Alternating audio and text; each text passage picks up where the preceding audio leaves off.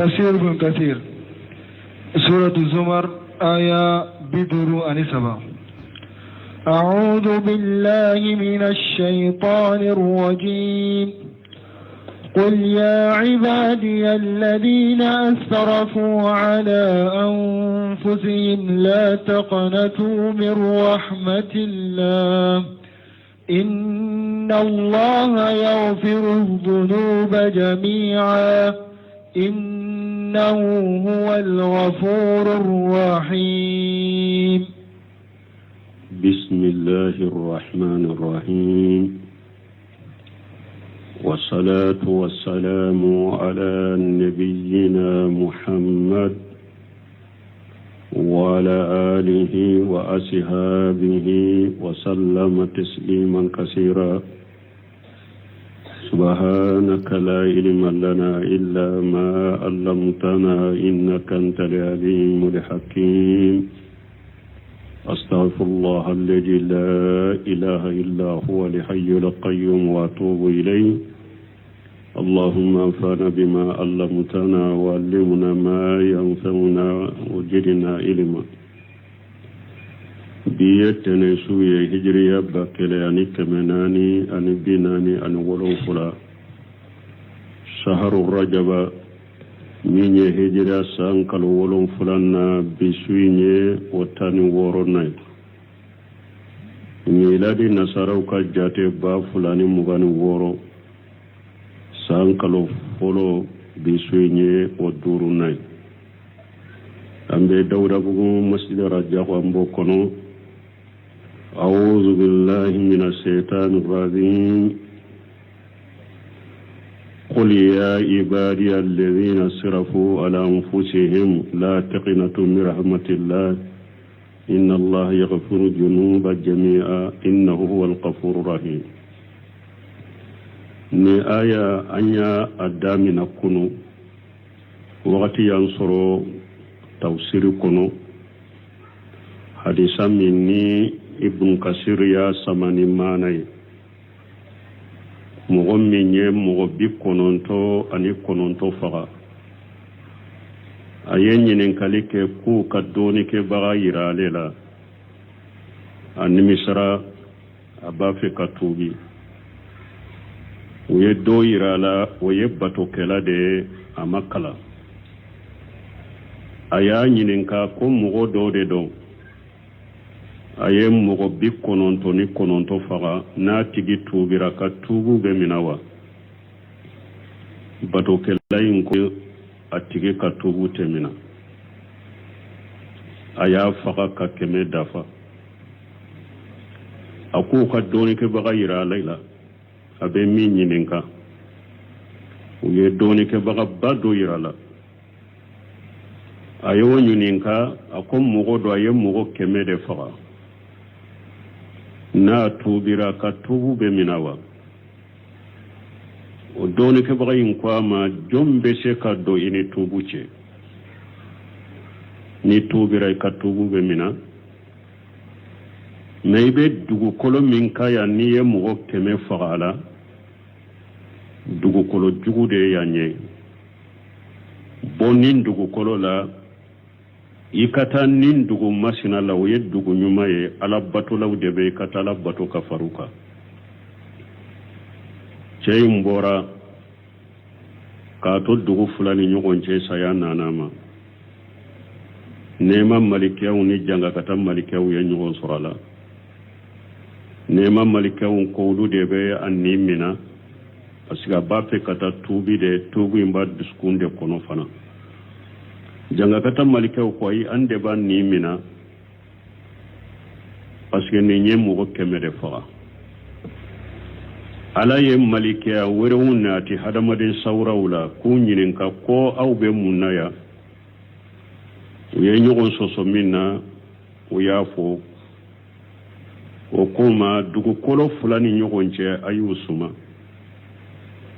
na ya soro ani dugu kolo min kasuru o dunkedo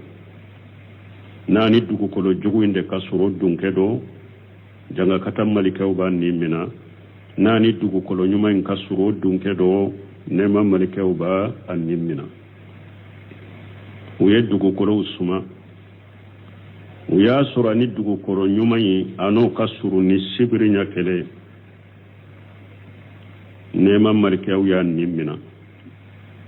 sura njora ya bunkasiru ko udukira annahu naa bisidrihi inda almaut ko do ko ayi kani sayayin to nyogo na doro ko addisi de tara dugukolo nyuman kono ni doniye uya konte dugukolo nyuman dunke wide wa anna allah tabaraka wa taala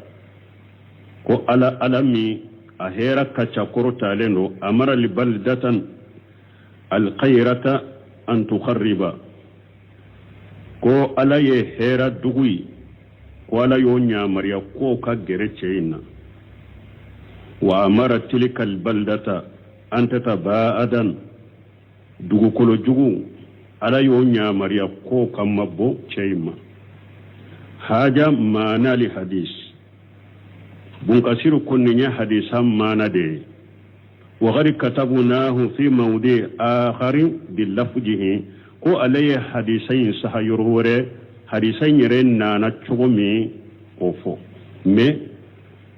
min fule ya waye mana da ya hadisain foni mana de me hadisain ren lafju ako alayyo fo yorore donc ni nyayiranna ni ala ko ne aya kono muhammara fonka jowunye munun dante mana wuyere ka junubu chamanke ku kana jigetige ni alaka nema la ni ala be junubu be yafa o ya yira ala be junubu be de yafa ni hada madin tubira ka bola anko mu'tajilawo ulu ko mo faga ko ate yafa ko munna ko ala ko qur'ana kono ومن يقتل مؤمنا متعمدا فجزاؤه جهنم خالد فيها وغضب الله عليه ولعنه وأعد له عذابا عظيما ولكو ni mogo min ye mumini fagaki yere tugu koy saray jahannaba de ku be duma kono ko ala diminara ikoro ala yidanga ko ala ilajaba birenye min kabbo mu'tajilaw ko wala koni mogo ya yere tugu ka mogo faga ko e ka tugu temina bo ko aya min nana qur'ana kono du inna allaha la yaghfiru an yushraka biha wa an yushraka bihi wa yaghfiru ma duna zalika liman yasha ala te yafa ni mogo min ye mushrikiya ke isara ka ina sira lagara ala te yafa me junubu min te mushrika la boya fa mo min yijja mu'tajila ko aya ko ni yoro shentala wa yaghfiru ma duna zalika illa man yaqtulu amuda ni aya istishnau ka bo aya kono ko ala be junubu be yafa min te mushrika e foni mo min ye mo fa kire tu ko ni aya bole mbola mu'tajilaw be nin fo nin te sababa kele bo an ko fulan nay ibn abbas ni ya qurtubita abe ibn abbas ka kuma fulan be fo ibn abbas bolo ni ayala aka kuma dogu na naka ibn abbas nyininka ko ni mugo min ya yere tugu ka mugo faga na tubira ka tugu be minawa ko ibn abbas ko ka tugu te mina jahannaba de bilalani ko buna basima aya min nana suratul furqan konodo walladhina la yad'una ma allahi ilaha akhara wala yaqtuluna an-nafsa allati harrama allahu illa bil haqqi wala yajnuna ومن يفعل ذلك يلقى أثاما يضاعف له العذاب يوم القيامة ويغلو فيه مهانا إلا من تاب وآمن وعمل عملا صالحا فأولئك يبدل الله سيئاتهم حسنات وكان الله غفورا رحيما وكن آية كلابنا بسط أكون آية ويمكا آية دي وجينا كثيرين تو مكة كم ومن يقتل المؤمن متعمدا ko oye madina tade ko donc madina tay ko oye makka tay poussé وبني فوق بن عباس بلو كوا كوني آية ما توسد مفرقان تاكو ومن يقتل مؤمنا متعمدا كودا يا توسي نيا كما فلوي كما فلان قرطبي بوفو أبو مالك الأسدي دون أكو أن شهيد بن عبيدة شهيد بن عبيدة أكو دون ولو شغله ولو بن عباس دون أنا كبن عباس نينكا كويالا مغني يرتكو كمغفرا ikatubu be minawa buna basa kwa tigi katubu te mina tasuma bilalanye tumame che ya kodi ya tara ani munu sigilenda uko buna basa ma idella ka fatawa mununka anye otenne nyede etumbe fatawa kaunyo ye fatawa kaunye koni tugu kamugofara ko ala bi katubu mina efule ka fonni nye kwa katubu te mina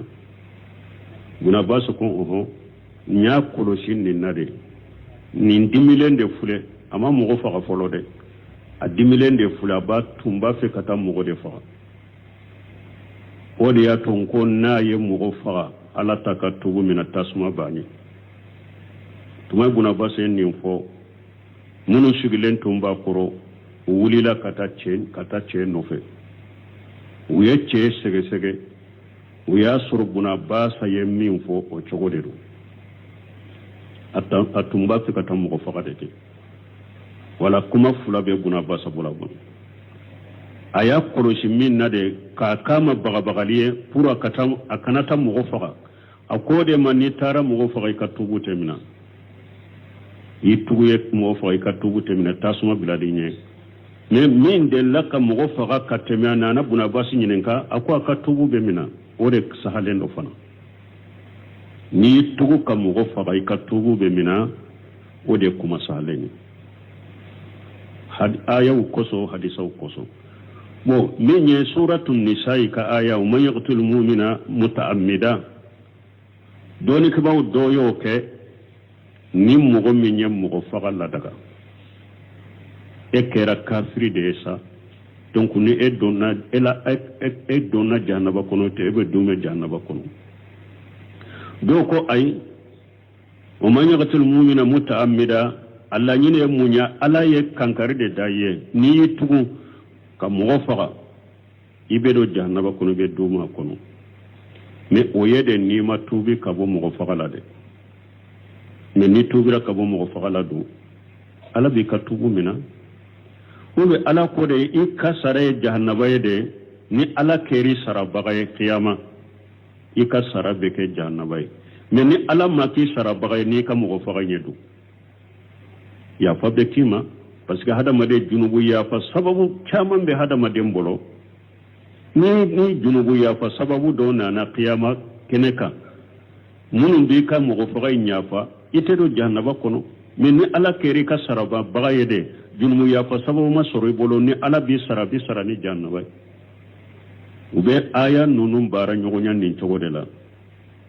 do fana ko suratul nisaa tamin fuleninya anana druk kankare madani bagabagali ikana mugo faga puri kana mugo faga de me ni tugu ka mugo faga itubira ikatubu be mina komi aya minna na suratul furqan kono alako walladheena la yad'una ma la ilaha akhara alako munu mabbato fe ngura bato kafara alaka wala yaqtuluna nafsa allati harama Allah illa bil haqqi utunnin faqafana nimmin ala ya faqali haramu ya fu haqqi wala yajinuna utajjene yake fana ومن يفعل ذلك نمغم من ينونك يلقى أثاما إني كالجنوب يغنكم بيغن الله غرا يضاعف الله العذاب يوم القيامة ويغلد فيه مهانا على بالله جابت دغلك ديما قيامة ibe dume ikalla jaba kono idogo yale ni ala ko illa man taba foni mo min tubira mo min yem musirkiya ke ni tubira ni mo min yem mo faga ke kitugo ni tubira ni mo min ye jeniya ke itubira illa man taba foni mo min tubira wa amana illi man yara wa amila amalan saliha iya baranyuma ke fa ulaika yubaddilu Allahu sayyi'atihim hasanati ala ko nunun tigla mo yere ne alabu kabara jugu yere yere maka ke nyumai wa kana Allahu ghafurar rahima ala ye junubu sutura bagari na ba ya fa ala ne malikela de o ko fe ala ko man taban wa amila saliha ala ko ni mo mo tubira iya baran make fa innahu yatubu ila Allah mataba atigi itubira kata alama alam min yetubu mina bagay wala kuma sahale ni mo ya yere tugu aye mo faga na tubira alabaka tubu mina o de kuma sahale ni ووريا أن ابن عباس رضي الله عنهما ويا مفلا كبو ابن عباس بلالك جي كبو فلا بما في قوله عز وجل ألك كما لما سمن كبا كورتالين قل يا عبادي الذين أسرفوا على أنفسهم لا تغنتوا من رحمة الله إن الله يغفر الذنوب جميعا قال قد دعا الله تعالى إلى مغفرته ابن عباس كو ألا يمغوله ala min kortale nda yem mo wole kataka junubu ya fama min rahmati la kataka junubu ya fama man jama anna al mashiha huwa Allah muna basko ne aya la tuni akwala yem mo wole kata junubu ya fama mo munu nya galon fo ko isa ya alai wa man jama anna al mashiha huwa ibnullah alay mo wole kata tubuma ko abu ka junubu yafa mugo munun ko isa ya ala denye wa man jama anna ujair ibnullah alay mugo wala kata tubuma ko abu junubu yafa mugo munun ko ujair ya ala denye wa man jama anna allah faqirun alay mugo wala kata junubu yafa ma mugo munun ko alay fantande wa man jama anna yadda allah maqdulatu alay mugo wala mugo munun ko ala ka bolo sirile nega jologo de bula na akabolo fula sirlembe akankoro ala yu wele kata junubu ya fama wa man jama anna allah salisu salasati ala yu mugo wele kata ka junubu ya fama mugo mun ko ala yu sabade ala yire sabanna yaqulu allah ta'ala li haulai ala kun nunum bema afala yatubuna ila allah wa yastaghfirunahu wallahu ghafurur rahim ala ko yala nunun te tubi kata ala mawa uka ala ya fadali ala ye yafa bagade ala ye ne malikela de ala ye nim be wele kata ka jungo ya fama muna basa fule ka fengo ni bunga si ya fo tafsir la sisa ala ye nim be wele kata ka jungo ya fama afala yatubuna ila allah ala ku yala nunun te tubi kata ala maba wa yastaghfirunahu ka ala ya fadali wallahu ghafurur rahim ala ye junubu ya fa bagade ala ye ne malikela de ثم دا إلى توبة من هو أعجم خولا من هؤلاء بنباسكو كوفي على يمغولة كتاتوبما مغمين كما كبو كتمنون بكا من قال أنا ربكم الأعلى مغمين كون نديا أو تيجي على نمكرو تعلنو وقال أتيجيكو ما علمت لكم من إله خير نتبتو فندو أو ينين يرتي نتنا نتودو أو ko bato fendo way donye firawuna qala ibn abbas radiyallahu ta'ala anhuma ibn abbas ko alaka je kaba ufula bema tumama yenu nufo har firawuna ala ya wale kata tubuma ibn abbas ko alaka je kaba ufula ba ko mana aisha ibadallahi min at-taubati ba'da haja faqad jahada kitaballahi azza wa jalla ibn abbas ko akoni mugo ni mugo jigitige alaka tubula ni alaka mugo ni alaka jon jigitige alaka tubula eyenni aya alaka kitabu eya nankariya mugo ni eko mugo doma he karasa ebe nin junubu min alati ka tubu mina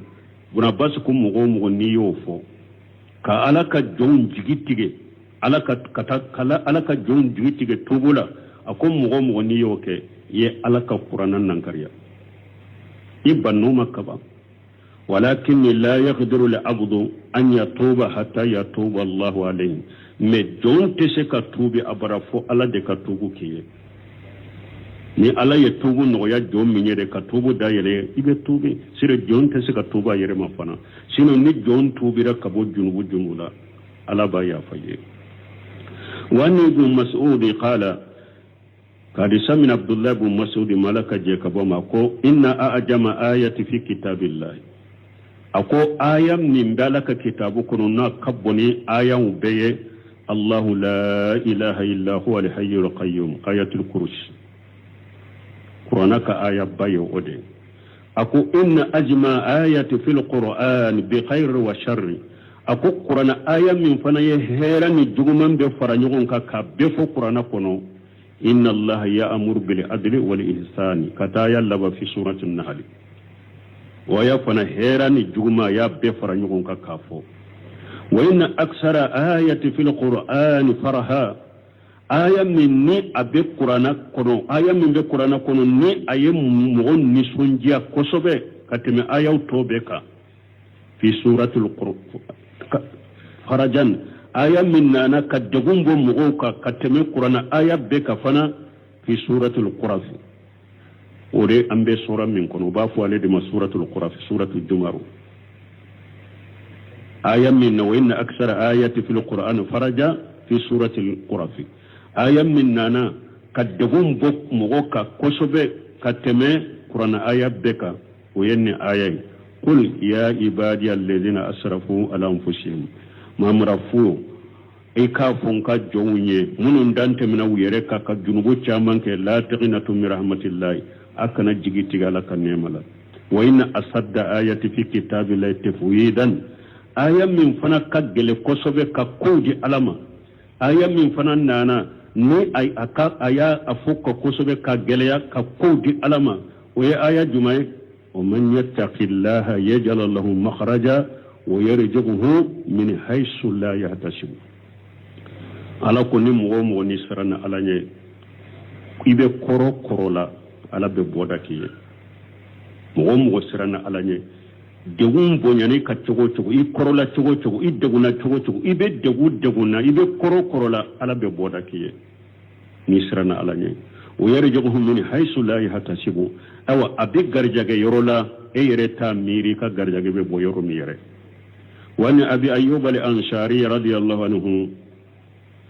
كمنا أبي أيوب الأنصاري ملك جيكابواما قال حين حضرته الوفاة تمامي سيانا ناماكو قد كنت كتمت منكم الشيء سميته من رسول الله صلى الله عليه وسلم يقول أبا أيوب الأنصاري كو أكنتم يفندو دوغو أولا نيمي ميتشيدم أنتم يكما دومي تشيدن يافو يكما يندغاولا مافو أويه لولا أنكم تجنبون لخلق الله عز وجل قوما يجنبون فيغفر لهم نمبي مسلم كنو تشيدن كني أو تنتي جنوبك على تنبي مغودا منو بي جنوبك ونا توبي على نيافوما ni ala aw tunte junubu ke ala tumbe mogo do da munu be junubu ke na tubi ala na yafuma me munna abu ayuba la asariya ni ayat dogo ni hadisa dogo fo saya wakati fana yafu akana sira ani doni do kana sanna ye doni do dogo parce que asira na kanya na moya kuruna fora mogo do fana kana ke Allah sosolawiye ni hadisa fana kana dota nube ke Allah sosolawiye wode ya to ya makwala me tuma misaya nana ma amaso akasanai akanake doni dogo bagay ayafo ako ciden ko nawtunte junubu ke ala be mogo do da munum be junubu ke ko fe ala na yafuma وعنيبوا إلى ربكم وأسلموا له من قبل أن يأتيكم العذاب ثم لا تنصرون واتبعوا أحسن ما أنزل إليكم من ربكم من قبل أن يأتيكم العذاب بغتة وأنتم لا تشعرون أن تقول نفس يا حسرة على ما فرطت في جنب الله وإن كنت لمن الساخرين أو تقول لو أن الله هداني لكنت من المتقين أو تقول حين ترى العذاب لو أن لي كرة فأكون من المحسنين بلى قد جاءتك آياتي فكذبت بها واستكبرت وكنت من الكافرين على مسمي أهيرك تشكرت لندو أبجون يا مريا haribbi anka teliya kata tubu makanyire sagi kata alama wa anibu la rabbikum ala kwa yawu yere sagi kata tigi alama wasilimu lahu akayire kolo alaye ayanya marani minyaka ka yawu fatanya kabumina kawtoy min qabla yatiyakum al'azab sanilla jabakana awma summa la tunsaruna la jabain nalen ko fi awma harin na yadda menina alafiya tawdeme sanu kawsuro ayesa gi kata alama wattabi'u ahsana ma unzila ilaykum min rabbikum aw ayatu fenko alaye fenyuma min jigi na kana uma ka bawtigi alafe min yen qur'anai ani kiden ka hadisa sahalun ulubbe jigina kabo alafe ayatu ko min qabla an yatiyakum al'azabu baghtata sani la jabakana aw ma chungala sani la jabaka chu auka wa antum la tasurun kasuru aw subinen tala atado an taqula nafsu nin kana tafo ya hasaratan a nimisu benne da yasha ala ma faratitu fi jambillahi mfaratu rakum kelila ala fanfelala sani la jabaka chuika yere kafo ko nimisra ne ye faratu minke kanka munun ke numu ke kanka min toye nimma toye nimisra wa in kunta lamina shakirina ay wonitun kera fanantum be mokobe ka mokebo katilunke keni alaka dinani alako ni ayawye ntumbe o chogola aw taqula ubennin kana tafo law anna allaha hadani lakuntu min almuttaqin ani alatu nyenne kanda ntumbe kala nya saranya bagay sani la jabaka chuka ikanni fo sage kata ciga alama nin la jaba chuni kani yere ben nimi sakuma fo ni alatu nyenne kanda santumbe kala nya saranya bagay aw taqula ubennin kana tafo hina tarale azaba tumamin na yalla jaba ya nye ayella jaba ya anyana law anna li karrata sanin nin kan tafo tumamin na yalla jaba ya anyana qiyama keneka ikana tafo law anna li karrata ni alatumbe an sagi kata jiyan kono ni ne tumbe sagi kata jiyan kono fa akuna min al muhsinin ntumbe ke mo nyumaye kinni ala chenye kinni ala ka danfun chenye sani kan nin fo qiyama keneka sagi kata itiga alama bala ala kochiya qad ja'atika ayati ne alaka aya ni nin fo qiyama keneka ala bafu ho chiya qad ja'atika ayati kito jiyan kono ne alaka ayawna ni maw fakajabuta biha nko iyo galontiga yade wastakbarita iyo rebbonya katugo ko wa kunta minal kafirina ikera kafirin sani hadama da alakan nin fo ya qiyama keneka sagi kata alama bun kasiru ko astahassa tabaraka wa taala alayil rasulike alami hera ka chakoro talendo ibadahu ila almusara'ati ila tawbati alayil rasulike kaka jon lasu ku kateliya katatubuma faqala lakum wa anibu ila rabbikum waslimu lahu ilqi kata ayal laba ay irji'u ila allah wastaslimu lahu ayesage kata alama akayir kolo alay ayesage kata alama akayir kolo alay min qabla an ya'tiyakum al'azab thumma la tunsaruna ay badiru bi tawbati wal amali salih ayeteliya kata tubu mani baranyu man kele qabla hulul ni'mati sani janga kata ka jiga kwa ayeteliya kata tubu ma ani baranyu man sani janga kata ka jiga kwa واتبعوا أحسن ما أنزل إليكم من ربكم أي وهو القرآن العظيم nin qur'ana bamin jigina nin qur'ana nyuma ni qur'ana bamin jigina ka bwatigi ala fe ka jigawka ayetu qur'ana ko min qabla an yatiyakum al'azabu baghtata sani la jabakana aw machunkana wa antum la tashuruna kasru atado ay min haythu la ta'lamun wa la tashurun sani la jabakana uma waqti la waqti mi na tado an yawso minen tala summa qala azza wa jalla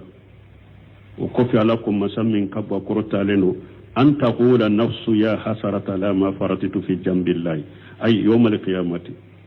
sani nin katana sani katafo qiyama do ka ko nimisa benne de sa mufaharatu la femina ala kola ala fanfelala yatahassaru lil mujrimu al mufritu fi tawbati wal inabati juman kala faratu baga min faratu la tubila anika sagi kata alama min ye juman ke ka farati tubuni yere sagi makata alama yawmal qiyamah do ben nimisa ويود أتجيب النفا لو كان أتجيب النتا لو كان من المحسنين مخلصين المتين لله جل وعلا أتجيب النتا hari kale to jiya kono hara atunka ke mugonyuma wala hara atunka ke dusun kala sibawla hara atunka ke ala batola wala sinyali kala mimma tubi katalama mimba ma yiresa katalama qiyama bin misa abanna ta qiyama keneka harin tun kake mugonyuma wala harin tun kake dusun kala sibawla harin tun kake ala batola wala wa in kuntu la min as-sakhirina aynama kana amali fi dunya amalu sakiri mustazi neka ko kera jiya kono mo munun tumbe moke bo ani tulonke mo munun tumbe ni ko keni ala koye ne tunkera ode khayra muqi musaddiq ntum maddan kan yani ala ko yentum ala ko ciya tigiya mo munun tumbe yele bondani tulonke de keni ala ka yawni ala ka dinaye ntum make mo jiya kono kaddan kan ni ala ko ciya tigiya iyere benni misaqiyama kenaka kanunu fo aw taqula ube ikana tafo law anna allaha hadani lakuntu minal muttaqin ni ala tunyene kandan tumbe kala yasira bagay aw taqula ube ikana tafo hina tara li azaba tumami bella jabaye law anna li karrata na yalla jaba bafu ni ala tumbe ne sagi kata jiyan kono fa akuna minal musinin antum be kam mo jumay ay tawaddu la nyene tiali kala bakanu allahu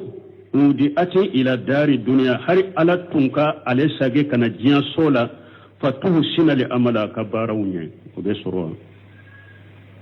tiali kala be jiya kono sisa ni masa sani ka tubi nan jora qiyama keneka ibanata ala ki sage kana jiya kono ikake nyuman kala ikake mo nyumay o te soro ولما تمنى أهل الجرائم الأودى إلى الدنيا تمامي اوا جنوب كلاو تيالي كلاو ويساقلين يني كان جياما وتحسروا ونمسرا على تسبيغ آيات الله واتباع رسوله النمسرا هر أنتم كألاك آيو تياتيا هر أنتم كتبو تيدنكو تمامي جنوب كلاو نتيالي كلاو يرى النمسرا قيامة كنكا numa alaka ayaw ciya tigiya numa tugu ciden ko tumamu unimisra wala qala taala ala qala min qurtalenu bala aquhu kharijatika ayati ne alaka ayaw nani majiya kono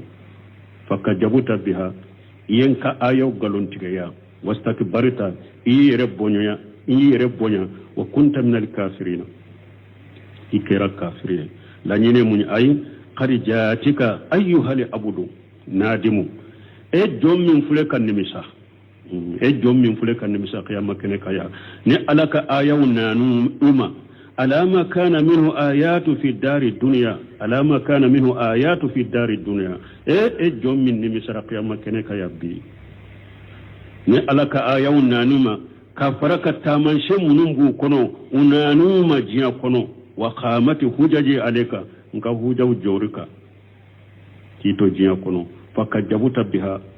nka aya nunu iyu galontiga nka hujan nunu nyu joika iyu galontiga wastakbarta ani itibaiha iyi yere bonya kabo aya nunun tugu nyogonyama wa kunta min al-kafirin biha al-jahidin laha e kera mogo min kafirin ne alaka ayawe mogo min unnan kariya ikera ode lambalma alama foyte nun qur'ana kono tibyana li kulli shay qur'ana ye fembe de bange ni mogo min be cinyani kanda nyini ka kanda de ni mogo min be ka bara jugula ka moko boke ni alaka ayawle ka tilunge ke ni alaka ayawe ka dina ka tilunge ke nay min bala jiya kono ya ala kumani fede sabali ikasagi ko jonna tubi kata alama jonna sani qiyamay kata nin kuma nunu fo ka soro enni ro shiten nin dina ciyalela ibi yere halaki fu qiyamay beta kuma nimisa kuma fo kuma munu uteseka nye balumu firawna min ko ala ya wele kata tubuma ka laddi ka wajulu kelaw belala ka cide uncala amaso akera chogodi domme ala ya to jikono ana ka kele bolo be alimanani ala ye kayre sagi katalama ala koy sisate yenne kuta nin do nye sisante abe chogodi sogoma qur'ana aya nana firawna na ka jama ubeta ulajaba unnum betal lajaba ka jahannaba sokono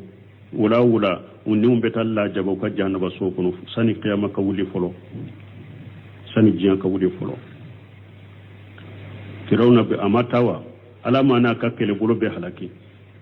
dinan islamiya mana misra ukaso unu ka yoruba mununu ya jo ala yu ufra sogoma dakele atumbe wasoni jinye mine ka to okono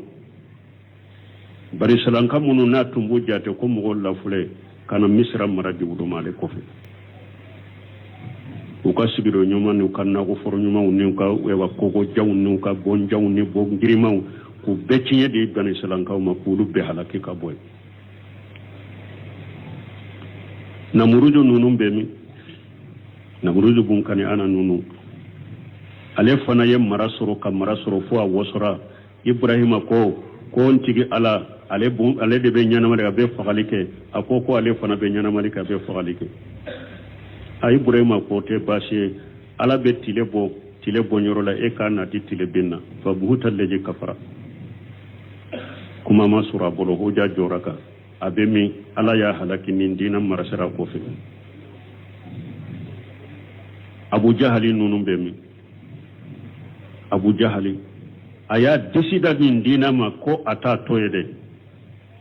badri kele tumami bora ya afaye ko abu jahali antum beta ko min kama an kam rasandi side do o kisra an ka sagi akoyi an beta badri de jom muso ka ewa ando donkelena arabu nan ka kome ambe minke muhammadu na ka jamala abedo tarihu de lante sagi akera chogodi adonna tarihu la dere demisenu de ya kunkolo tige kana di cidema mu'minu demisenu ulu de ya faga ka kunkolo tige kana di cidema ako haja firawuna hajil umma ako nimmanton ka firawuna fuleninde makka mogo ba kafiri ba disi ba abe sara badiri keleka dinga ba kele uya be fufude ki fufu ni senye komi falisu uya be fufu ku be fili dinga inkono ka boko sagula ciden jora kunna awa ako ala ye min lahiru tanne na ko bindeme ne ta bora sirafede ala ne deme ala jahannaba komin fana fo awye aya soro cinya yewa umaru ko cide ibe kuma mo fe su nunu be se ki jabi cide ko ita me katemenka me utese ki jabi de tesekin jabi ubemi dina mamara se ko fe kana makka daile ka ke silama duguye awunta munum be e fantam miskine si yoro nyuma ti bolo droki reti kanna ado harima muso ire soroka furu folo ni aw be erjo soso ka kwaw ben nin dina de tinya ka ala nani ka qur'anan nani ka dinan nani ka moke bu ke dinala ka yele dina la ka yele dina tigiw la i baki yere la i baki yere la hari dugukite e kanna e fantan kulen kole hari muso masoro ka furu balo ti bolo si yoro ti la disi bon maka kafiru yere min we maka kafiru mu ni semi tumbu yo kabalen tumbu ka senu ka fanganu ni ka stia faryanu ka kele don ala ko ne mu halaki awunye fama balagu misara ma atainahu ne mu halaki awunye maka kafiru ne fangani ne mandi min di uluma urtanna ma shoma folo otanna ne mu halaki awunye ne ala ye fangani nema min di uma o tanna mati awma ne yo halaki janko awun tawundu awun tadu drome kelente yere bole be sara yere la koy kadina nani kam muke bola ha o koni yere ki halaki doro ki be jamana min kono puru jamana yin kuma sugu nube fo jamana kono tella fi ki ka jamana halaki doro ndala delala ka hakli mande di annuma aye saga ko jonnala ya wele kata tuba wani bo ila rabbikum wasilimu lahu aye sage kata awtigi alama ka tubiya ka yere koro alay kuma konta nunu fulen ni nyere yo soso nu fuino aya wo dabila o onni yorote nin dina la e pin nin dina yere ni ko ibe nin dina kele yoro mi ala ba nyaga wo yoro de la ala yo ke silama dina ala yo kai kana kele de ni ekoyi ba kele de ka kele da kene ka yoro mi de ala ba nyaga wo yoro de la ka fanga dama yoro de mana ki ka hada madani ka jonya yiri la ki maloya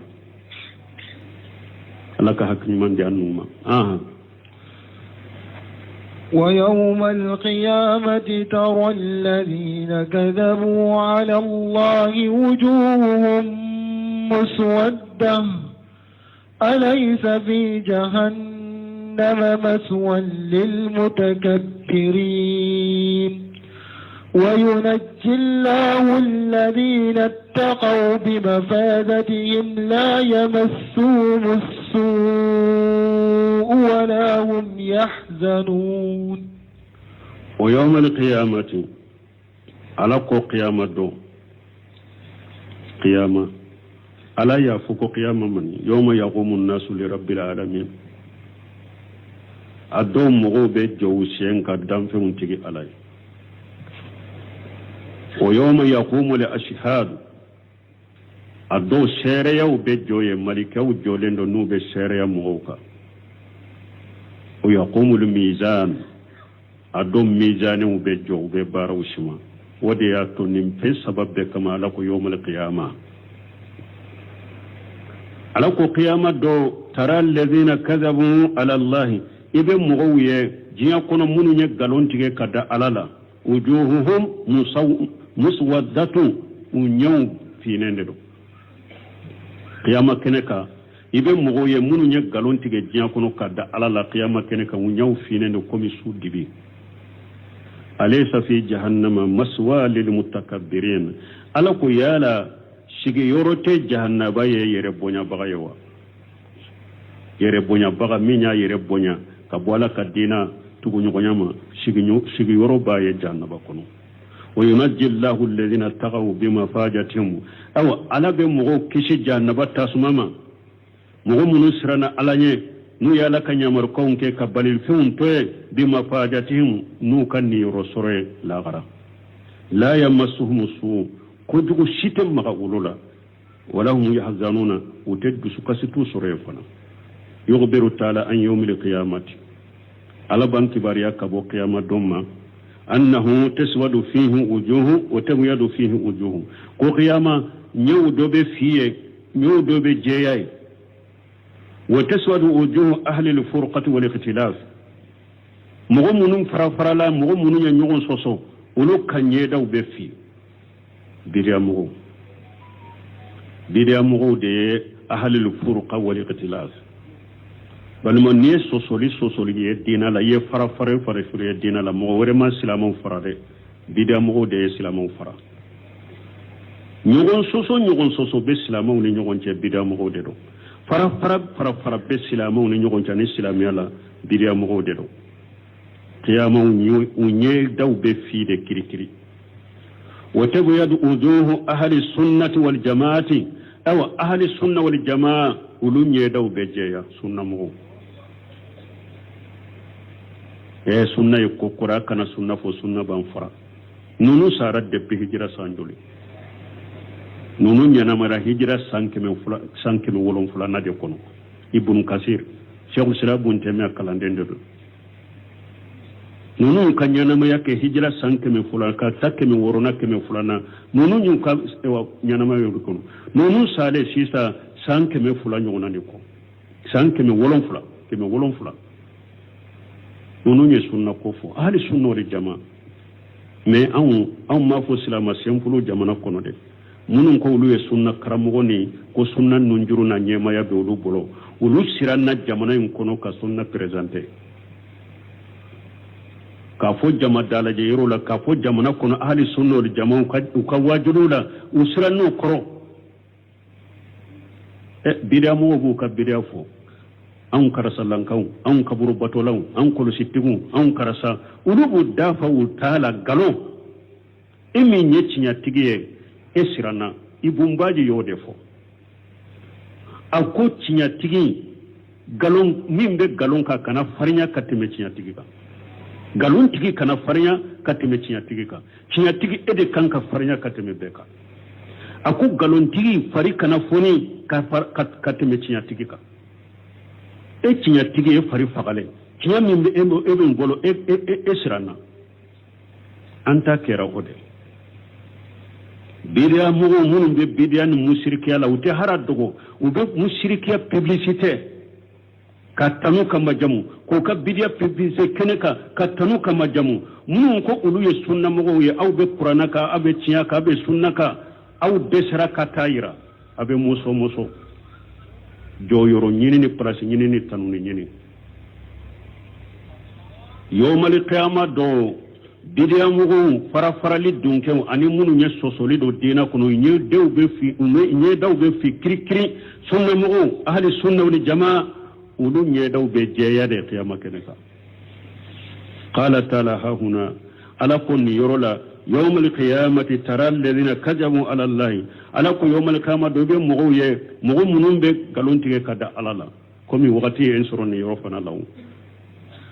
woli ya to doni kibaw ko bidia mugo be galon tigala kada alala bidia mugo be galon tigala hari na ya sori be bidia la bidia min ti kafriya de ibe bidia min kana ma sabati cide mbolo e ko dina dode do baraji be soro na e batodo iye galon tiga ma galon tiga bidia mugo be doni aya kuno bidia mugo be galon tigala ka galon tige kada alala parce que fule ka min do dina kono kala batona te dina kono iye galon de tige kada alala yomal kama munum be galon tige kada alala qiyama keneka ala ko ay fi dawahum lahu sharika wa walada munum be galon tige kada alala ka walele da ka folila ko je nyugumbe alala je nyugun kanka bato ka faralaka je nyugun kanka wele ka faralaka dembe ala bolo wujuhuhum muswaddatun ay bikajibihim wa iftirahim nunun tiglamu unyew finende do qiyamah keneka no ka galonya anu ye galon jugumin tige kada alala wa qawlu ta'ala alaysa fi jahannam maswa lil mutakabbirin ay alaysat jahannam kafiyatan lahum sijna wa maw'ila lahum ya la jahannama ma wasa yere bonya bagala kasoyewa ya rab jahannama ma wasa yere bonya bagala sagi yoroba me sagi kataw yorola kaddo no wila lahum fiha alqijum jahannaba maloya ba kono wal hawanu ani doya ma buye fana jahannaba kono bi sababi takabburihim ukayre bonya inkoso wa tajabburihim anu kayre sagoke inkoso wa bayihim anil inqiyad lil haqqi anu kabbali koso nu banna ku yere korotiyay وأن أمر بن شعيب أن أبيه عن جده رضي الله عنه أن رسول الله صلى الله عليه وسلم أمر بن شعيب كو وعلى كثير لك تنون كسبك قال كو إن المتكبرين كيدن كو يربون بغو يهسرون يوم القيامة أسباه الذر في سورة الناس كو يربون بغو يوم القيامة دون ألبون ناتي قيامة كنكا وبينا كومي دنجي بلاني دي من وبهذا مرين سورة دي ne ala bu doya mugo nye koro qiyama keneka komi dengene beleni nyogona de me hadamaren sawra fana de bula ya aluhum kullu shay min as-saghari fembe be wulude sanfe doya mabulo doya li boro fembe be wulude sanfe qiyama keneka hatta yadkhulu sijinan min an-nari fu ala katu do kaso dola tasuma kono fi wadi yuqalu lahu bulasu jahannabas dingado uba fama bulasu ubeta yere bonya bagaw bila ode komo min nari la aniyari tasuma ka tasuma de yoye usqauna min usarati ahli an-nari min tinati al-qabali awa jahannaba don to mu be jani jimon be bo wula ujani to awa ubode miye ni yere bonya bagaw wa qawlu tabaraka wa taala ni alako alami ahera kacha korta lenu wa yunajjillahu alladhina taqaw bimafadatihim ay bima sabaqa lahum min as-sa'adati wal fawz inda Allah ni alanya serenya bagaw alabe ulu kisi nu kasaray alaye kunna diaya min ku ye kateme saramun buye alafe ulu be kisino ye wala yamassuhum su ay yawm al-qiyamah ko jugutu soro qiyama wala hum yahjanuna ay wala yahzunuhum al-fajr al-akbar jatige bamin be ke qiyama kenaka te ulu nu shunga bal hum aminuna min kulli fajr ulu hakli sigilende kabo jatige bema jahazuna an kulli sharri uma bonnendo kabo ko jugu bema mu'ammiluna kulla khair ube hera benna tawire hakli be hera bela ni ala ba kuye sallallahu waqti yansuruya subhanaka allahumma rabbuna bihamdika ashhadu an la ilaha illa anta astaghfiruka wa atubu ilaik عرف آيات يعني بشكل كلام أعوذ بالله من الشيطان الرجيم وممن خلقنا أمة يهدون بالحق وبه يعدلون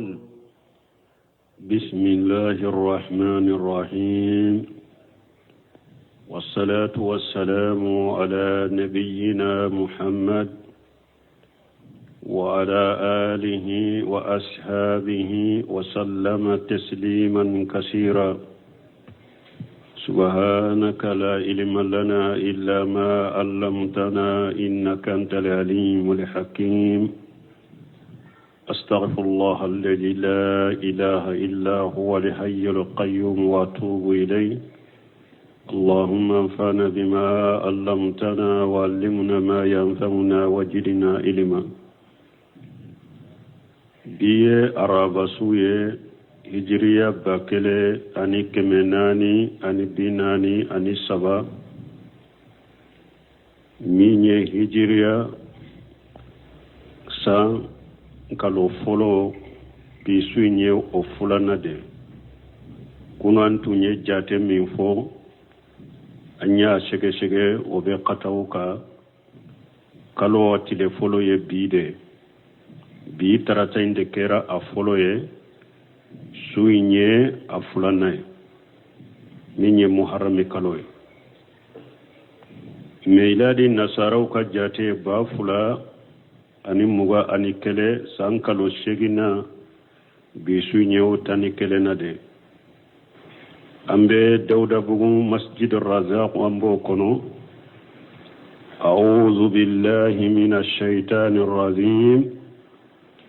وممن خلقنا أمة يهدون بالحق وبه يعدلون ألا بافوني مسمين قرطالينو وممن خلقنا ألا كو أي باد لأمم ألا كو جماكولو دو بني ألا يدام في هدما دي منوندا جماكولو دو بولا قائمة بالحق jamakulu mimman khalaqina ummatu ni alay hada madem mununda jamakulu do bula yahduna bil haqqi ulube kandani cinyai mana qa'imatu bil haqqi qawlan wa amala ujolendo ni cinyaye ukakuma kauna anuka ke walela